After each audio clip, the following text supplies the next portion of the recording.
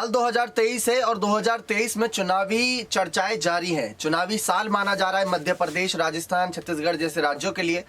इन सब के बीच बात आती है मध्य प्रदेश की। मध्य प्रदेश की रणनीतिक तौर पर देखा जाए तो यहाँ पर ज्योतिरादित्य सिंधिया ने खुली धमकी दे रखी है। इस बार खुली धमकी इस बात को लेकर है कि इस बार भी सरकार हमारी बनेगी, यानी जो सरकार हमने जबरदस्ती बनाई, गिरा कर किसी की सरकार को बनाया, इस बार हम बहुमत से सरकार बनाएंगे। राहुल गांधी ने कहा था कि हम क्लीन स्वीप करेंगे। शिवराज सिंह चौहान ने कहा डरिए मत, हमारी सरकार आएगी, सामने वाली विपक्षी पार्टी सिर्फ वादे कर रही है। कमलनाथ ने कहा कि यहां पर सीना चौड़ा करके कही है कि कांग्रेस पार्टी की सरकार इस बार पूर्ण बहुमत के साथ आ रही है। सिंधिया के बयान कहाँ हैं? तो सिंधिया के पुराने बयान को अगर यहाँ पर हम साथ लेकर चलें तो वो एक तरीके से खुली धमकी के तौर पर नजर आता है कि उनको दिक्कत सरकार बनाने वालों से बिल्कुल नहीं है। उनकी धमकी इसी बात पर है कि जो सरकार बनाता है और सरकार की सत्ता चलाता है वो भ्रष्टाचार ना फैलाए बस।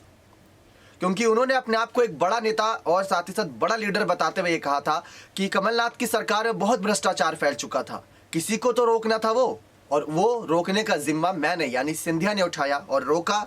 और इस तरीके से रोका कि 15 महीने जो सरकार चल चुकी थी, 15 महीने सरकार, मतलब जब सरकार कोई बनती है, सरकार के शुरुआती साल और सरकार के आखिरी साल बहुत ज़्यादा काम वाले होते हैं, क्योंकि शुरुआत में जनता की नज़र रहती है और आखिरी में चुनाव रहता है। तो शुरुआती 15 महीने की सरकार को गिराते हुए कमलनाथ की ज्योतिरादित्य सिंधिया ने अपनी सरकार भारतीय जनता पार्टी के समर्थन से बनाई। तो सिंधिया की खुली धमकी इसी बात पर है कि सरकार शिवराज बनाए या कमलनाथ बनाए, बस समर्थकों के साथ भ्रष्टाचार ना करें।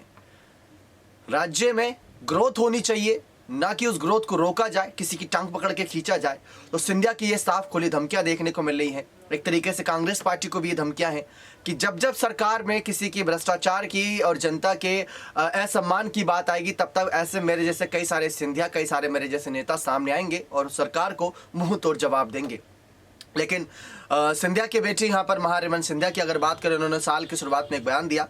उन्होंने कहा कि इस बार मध्य प्रदेश में भारतीय जनता पार्टी की सरकार आएगी, जहां उनके पिता है वहां पर सरकार बनेगी। ये हमने कई डिबेट में भी कहा है कि जहां सिंधिया है वहां सरकार बनना तय है, क्योंकि सिंधिया के साथ विधायक गए, सरकार गिरी, सरकार बनी, और सरकार बनी, शपथ भी ली गई और सब कुछ हुआ। तो यही सब चलता आ रहा है। लेकिन इस बार कहा जा रहा है कि सिंधिया को एक स्टार प्रचारक की भूमिका दी जा सकती है, बड़ी चुनावी सभाओं से उन्हें दूर किया जा सकता है, क्योंकि शिवराज क्या अकेले दम से बहुमत पा सकेंगे? क्या कमलनाथ वर्सेस शिवराज होता है तो क्या जीत हो पाएगी?